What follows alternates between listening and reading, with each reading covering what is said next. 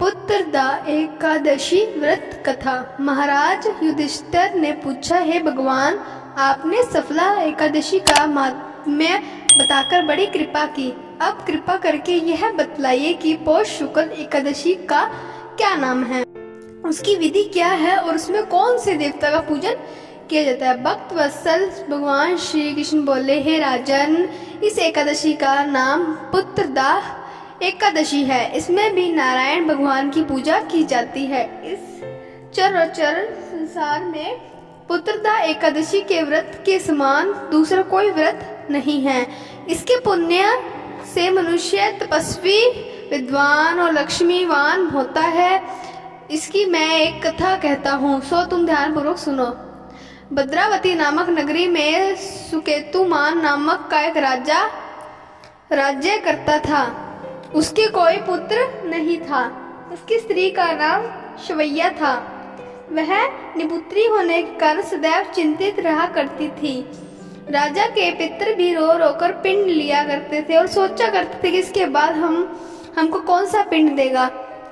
राजा को भाई, बांधव, धन, हाथी, घोड़े, राज्य और मंत्री इन सब में से किसी से भी संतोष नहीं होता था। वह सदैव यही विचार करता था कि मेरे मरने के बाद मुझको कौन पिंडदान करेगा।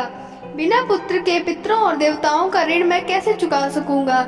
जिस घर में पुत्र न हो उस घर में सदैव अंधेरा ही रहता है। इसलिए पुत्र उत्पत्ति के लिए प्रयत्न करना चाहिए। जिस मनुष्य ने पुत्र का मुख देखा है वह धन्य है। उसको इस लोक में यश और परलोक में शांति मिलती है, अर्थात उनके दोनों लोग सुधर जाते हैं।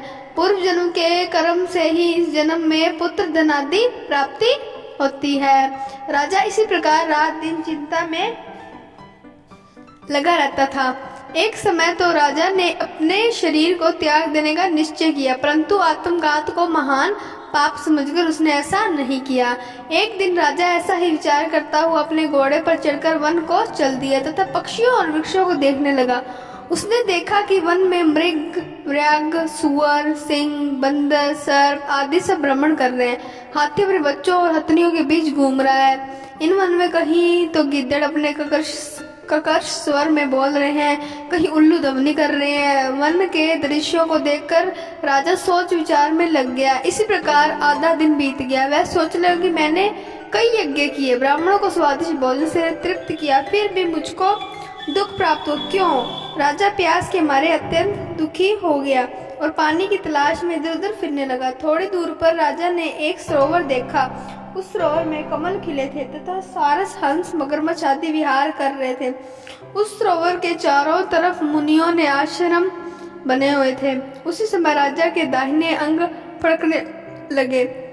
राजा शुभ शकुन समझकर घोड़े से उतरकर मुनियों के दंडवत प्रणाम करके बैठ गया। राजा को देखकर मुनियों ने कहा, राजन, हम तुमसे अत्यंत प्रसन्न हैं, तुम्हारी क्या इच्छा सो कहो। राजा ने पूछा, महाराज, आप कौन हैं और किस लिए यहाँ आए, कृपया करके बताइए। मुनि कहने लगे कि राजन, असंतान देने वाली पुत्रदा एकादशी है। हम लोग विष्णुदेव और इस सरोवर में स्नान करने के लिए आए हैं। यह सुनकर राजा कहने लगा कि महाराज, मेरे भी कोई संतान नहीं है। यदि आप मुझ पर प्रसन्न हो तो एक पुत्र का वरदान दीजिए। मुनि बोले, राजन, आज पुत्रदा एकादशी है, आप अवश्य इसका व्रत करें। भगवान की कृपा से अवश्य ही आपके घर में पुत्र होगा। मुनि के वचनों को सुनकर राजा ने उसी दिन एकादशी का व्रत किया और द्वादशी को उसका पारण किया। इसके पश्चात मुनियों को प्रणाम करके महल में वापस आ गया। कुछ समय बीतने के बाद रानी ने गर्भ धारण किया और 9 महीने के पश्चात उनके एक पुत्र हुआ। वह राजकुमार अत्यंत शूरवीर, यशस्वी और प्रजापालक हुआ। श्री कृष्ण बोले, हे राजन, पुत्र की प्राप्ति के लिए पुत्रदा एकादशी का व्रत करना चाहिए। जो मनुष्य इस महात्म्य को पढ़ता है या सुनता है उसे अंत में स्वर्ग की प्राप्ति होती है। बोलो कृष्ण भगवान की जय हो।